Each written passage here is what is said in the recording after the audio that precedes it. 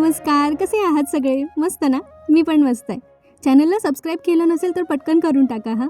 आज तुमच्याशी जरा मनातलं बोलायचं आहे. तुमच्या घरात अनावश्यक वस्तूंचा कचरा आहे का हो? कधी कपाट उघडलं की वाटतं, इतकं सगळं आपण कधी जमा केलं?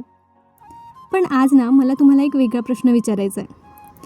आपण घरातला कचरा वेळोवेळी काढतो, पण आपल्या मनात जो कचरा आहे, तो वर्षानुवर्ष साठवत आलो आहे, तो आपण कधी काढणार आहोत? कारण कधीकधी घर आवरताना मला जाणवतं, आपल्या घरातल्या वस्तूंपेक्षा आपल्या मनातच जास्त कचरा आहे. कचरा म्हणजे काही गोष्टी आहेत साठलेल्या, वर्षानुवर्ष तशाच पडून राहिलेल्या. जुन्या आठवणी आहेत, लोकांनी बोललेले कटू शब्द आहेत, कुणीतरी केलेली तुलना आहे, एखाद्याने दिलेला त्रास आहे. आणि या सगळ्यांचं ओझं आपण शांतपणे घेऊन फिरत असतो. बोलूयात त्याविषयी, पण त्याआधी आज काय काय झालं ते सांगते. आज सकाळी उठले, पाऊस नव्हता, त्यामुळे छान मॉर्निंग वॉक करता आलं. मस्तपैकी फेरफटका मारून आला ना सकाळी सकाळी की एक मस्त एनर्जी मिळते. त्यानंतर घरी आल्यानंतर मुलांचे टिफिन केले, दुपारच्या जेवणाची तयारी केली. काल आता ब्रेड होते, त्यातले काही ब्रेड अजून शिल्लक होते, त्यामुळे एक सँडविच नवरोबासाठी बनवून दिलं. असं छोटं मोठं आवडीचं काही मिळणार असेल ना नाश्त्याला, तर स्वारी जरा जामच खुश असते. सगळ्यांचे डबे पॅक केले, त्यानंतर मस्तपैकी नाश्ता करून घेतला मी पण त्यांच्यासोबत, आणि मग एक फेरफटका गॅलरीत पण मारून आले. सकाळी सकाळी झाडं बघण्यामध्ये मला एक वेगळ्या प्रकारचा आनंद मिळतो. काही झाडांना थोडीशी निगा राखण्याची गरज आहे, तेच काम आज दुपारी पण करायचं आहे. बस हे सगळं सुपरविजन करून घेतलं. अचानक नजर गेली ती गोकर्णाच्या वेलीकडे. बघा किती सुंदर दिसतंय ना हे फूल. आपल्या घरात, आपल्या निसर्गातच अनेकच गोष्टी आहे बघण्यासारख्या, माहिती आहे का? आपण रोज या छोट्या मोठ्या गोष्टींना इग्नोर करतो. आजूबाजूच्या गोष्टींना नोटीस करायला लागा, तुम्हाला एक वेगळंच समाधान मिळायला लागेल छोट्या छोट्या गोष्टीत आनंद शोधण्याचं. मी जेव्हा घरात एकटी असते ना, त्यावेळी एकटं एकटं काम करताना माझ्या डोक्यात भरपूर विचार येत असतात, आणि म्हणून त्या सगळ्या विचारांपासून स्वतःला मुक्त करण्यासाठी मी मस्तपैकी आवडीचं गाणं लावते आणि त्यानंतर माझी कामं आटोपते. टी व्हीवर कुठलं गाणं चालू आहे मला कमेंट करून नक्की सांगा.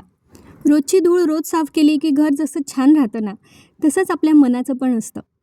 खूप जास्त ओझं मनामध्ये ठेवू नका, नाहीतर एक दिवस ते इतकं साठत जातं आणि आपण इमोशनली डॅमेज होत जातो. चला जरा बोलूया ह्या विषयावर. एका अशा गोष्टीबद्दल जी आपल्या घरासाठीच नाही तर आपल्या मनासाठी पण तितकीच गरजेची आहे, ती म्हणजे मिनिमॅलिझम.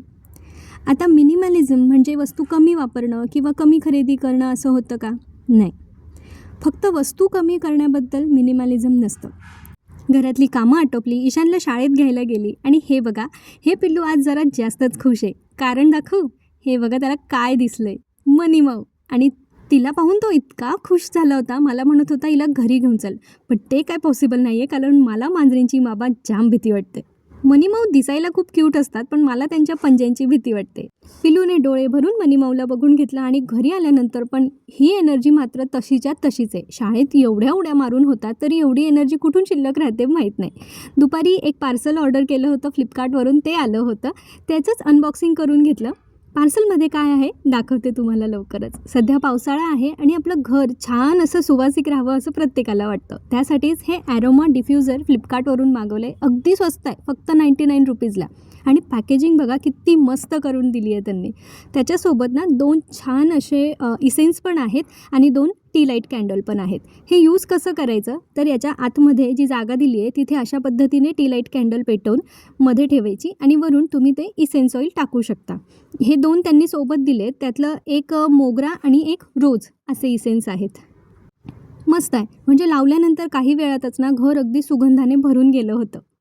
तुम्हाला केमिकल इसेन्स नसतील ना यूज करायचे, तर तुम्ही यावर थोडंसं तूप घालून त्यात दालचिनी किंवा कापूर असं पण टाकू शकता, आणि खालून टी लाईट कॅन्डल किंवा आपली साधा दिवा पण तुम्ही याच्यात लावू शकता. त्यामुळे घर एकदम छान पॉझिटिव्ह वाईब्स द्यायला लागतं. आता घरात एखादी नवीन वस्तू आली आहे तर त्याचं सगळ्यात जास्त कुतूहल तर घरातल्या छोट्या मुलांनाच असतं. तसंच काहीसं आमचं पण झालं होतं. हे गोकर्णाचं फूल त्यालाही आलं आलं दिसलं, आणि मला देवबाप्पाला फूल द्यायचं आहे म्हणून हा सगळा आग्रह होता. म्हणून दुपारी का असेना पण आम्ही देवबाप्पाला फूल दिलं आहे. आज खूप दिवसानंतर ऊन मस्त पडलं होतं. म्हटलं चला तुम्हालाही जरा सूर्यनारायण देवतेचे दर्शन घडवून आणूया, म्हणून काढलेला हा छोटासा शॉट. पण पावसाळ्यात असं अधूनमधून ऊन आलं की आपल्यासाठी जरा बरंच होतं, म्हणजे कपडेही छान वळतात आणि घरातही वातावरण जरा मोकळं राहतं. काही झाडांची आज स्पेशल काळजी घ्यावी लागणार होती, तेच काम आज दुपारच्या वेळेला करून घ्यायचं होतं. हे एक प्लांट आहे माझ्याकडे, याचं नाव मला कमेंट करून नक्की सांगा हां.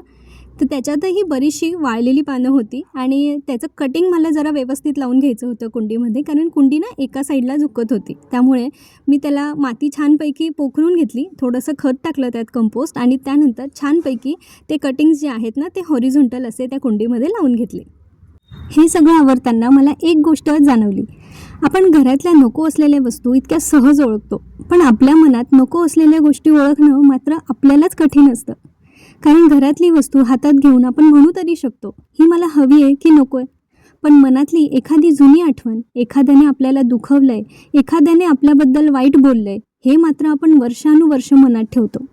आणि गंमत अशी आहे ना की ज्यांनी आपल्याला दुखवलं आहे ते कदाचित आज त्यांच्या आयुष्यात इतके पुढे निघून गेलेले असतात, पण आपण मात्र त्याच गोष्टींचा विचार करत बसलेलो असतो.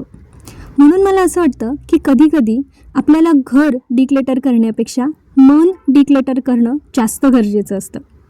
काही गोष्टी आपण सोडून द्यायला हव्यात. ज्यांनी आपल्याला कमी लेखलं त्यांचे शब्द, ज्यांनी आपल्याशी चुकीचं वागलं त्यांची आठवण, सतत स्वतःची इतरांशी तुलना करणं, मी अशी का नाही, माझ्याकडे हे का नाही, माझंच आयुष्य असं का आहे, हे प्रश्न, आणि सगळ्यात महत्त्वाचं म्हणजे स्वतःला सतत दोष देणं. आपण आई म्हणून कदाचित मुलांसाठी सगळं करतो, पत्नी म्हणून घरासाठी सगळं करतो, मुलगी म्हणून आईवडिलांची काळजी करतो, पण या सगळ्या भूमिका निभावताना आपण स्वतःला मात्र कुठेतरी विसरून जातो. आणि म्हणून आज रात्री झोपण्याआधी स्वतःला एक प्रश्न नक्की विचारा. माझ्या आयुष्यात अशी कोणती एक गोष्ट आहे जी मी खूप वर्षापासून उगीच मनात साठवून ठेवली आहे? कदाचित एखादं दुःख असेल, एखाद्याचा राग असेल, एखादी जुनी आठवण असेल, किंवा स्वतःबद्दलची एखादी चुकीची भावना असेल. आणि मग स्वतःला सांगा की आता मला हे पुढे घेऊन जायचं आहे का? थोडं कठीण असतं, पण सवय केलं की होतं. जुनं टाकून द्यायचं आणि नवीन गोष्टी मनामध्ये भरायला सुरुवात करायची. अक्षूची सिंगिंग कॉम्पिटिशन आहे, त्यासाठी ती प्रॅक्टिस करत होती आणि ही प्रॅक्टिस कधी लाईव्ह कॉन्सर्टमध्ये बदलली आमचं आम्हालाच कळलं नाही. तर असा होता आमचा आजचा दिवस. तुम्हाला व्हिडिओ कसा वाटला कमेंट करून सांगायला अजिबात विसरू नका. व्हिडिओ आवडला असेल तर लाईक शेअर करा, चॅनलला सबस्क्राईब करा. पुन्हा भेटूया अशा छानशा व्हिडिओमध्ये. तोपर्यंत आपली आणि आपल्या प्रियजनांची काळजी घेत राहा. आयुष्य खूप सुंदर आहे, मस्तपैकी जगत राहा. पुन्हा भेटूया. बाय.